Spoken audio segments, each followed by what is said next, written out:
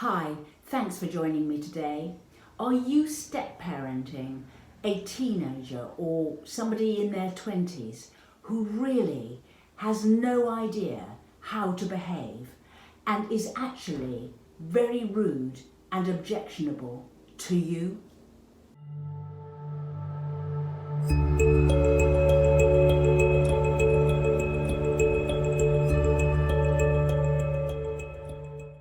I post once a week, so subscribe to my channel and hit the notification bell and I'll let you know every time I post. So often, step-parents move into a family home or form a new family just when the teenagers are having to strike out and become their own people.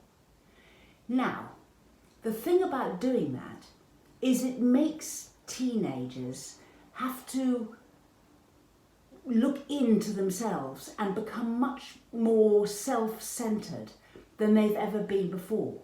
What are they going to want to do? How are they going to sort out their life, their relationships? And they want to be different from their parents. They think they can do it all. It's a very difficult time particularly for loving parents to manage, but I would also say as difficult, if not more so, for a step-parent to be alongside a stepchild when they're making this transition from home.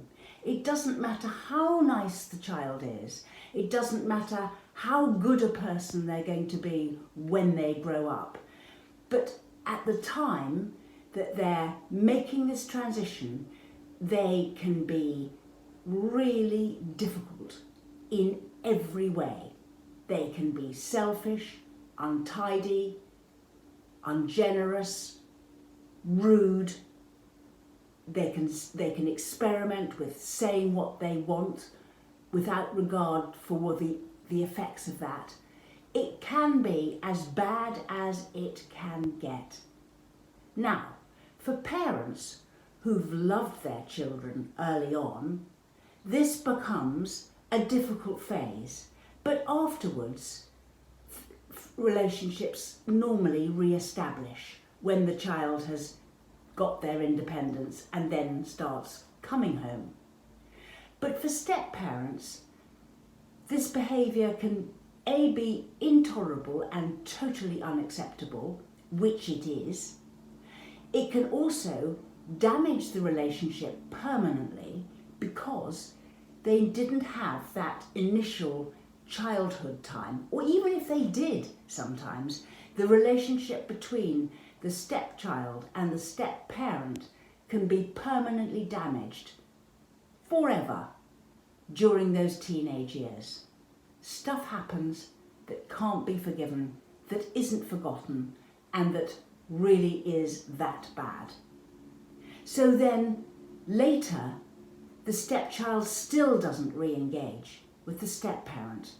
Now, my thinking here is that if you're the step-parent in this situation, it's really important that you see a teenage child or a child in their 20s who is behaving really badly to you, and it's personal, so it doesn't look as though it's just normal teenage behaviour, it looks as though it's directed at you, as only poor behaviour while they go through this stage. If you look at it like that, then you can take the hurt as just them growing up. If you can do that, then you don't get hurt personally. Now, to do that, you need to truly reward yourself. They say it's called nurturing yourself, but I mean nurturing yourself. You need to set about and say, this teenager is going to be terrible for 6 years, and for 6 years their behaviour is not going to bother me, and in return I am going to reward myself or nurture myself in the following ways. And then you have a hope that you can stomach this poor behaviour, and it is poor, until things change again. And then, if you've nurtured yourself sufficiently and rewarded yourself for going through this nasty period, then you might be in a position that you can re-engage with the stepchild when they're older and independent and an adult themselves, and a much nicer relationship is available and possible. Now, things you can do to help yourself during this, let's call it a 6-year period. Number 1, give the relationship as much energy and effort that you can afford to give. But don't go over the top.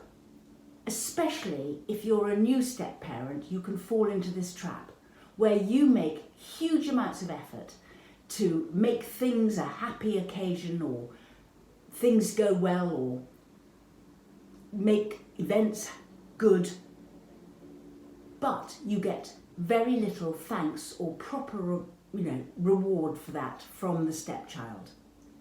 Only put in the effort and energy that you want to for yourself. If you give too much, then you end up feeling resentful. So don't. Just make do.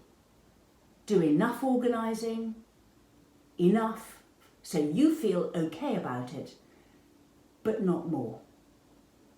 Secondly, organise things so that people aren't around you all the time for too long or too much.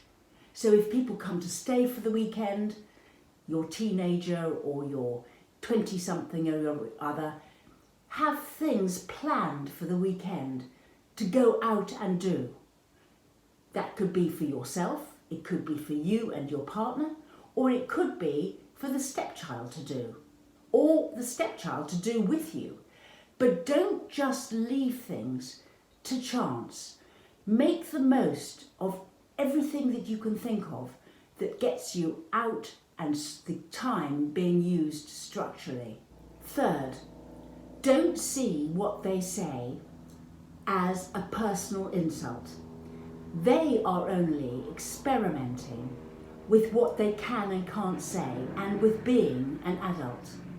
So easier said than done, but just see their things that they get wrong as being their problem. Next, be careful how you cast yourself into a role.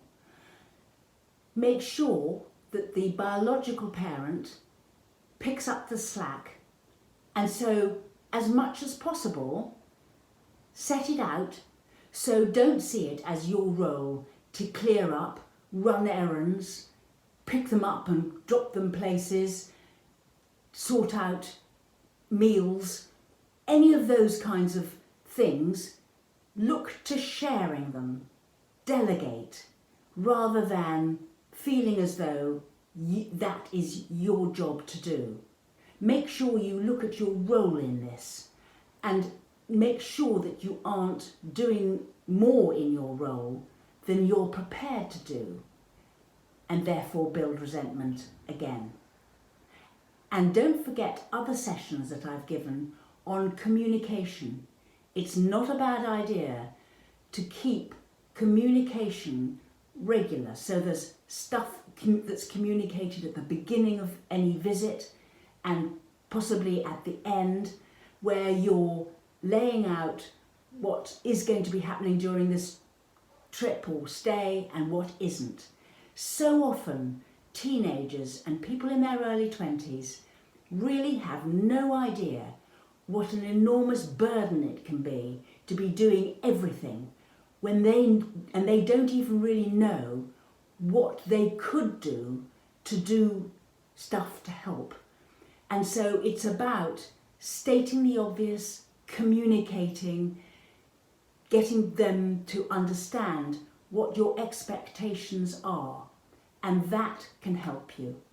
And then, of course, there is the nurturing of yourself and rewarding yourself for doing this for this young step person who is a really difficult person while they go through that period of learning how to live harmoniously with other people. We run workshops, sessions, an email response service, and we write booklets. You can find links to our social media and website in the description box below.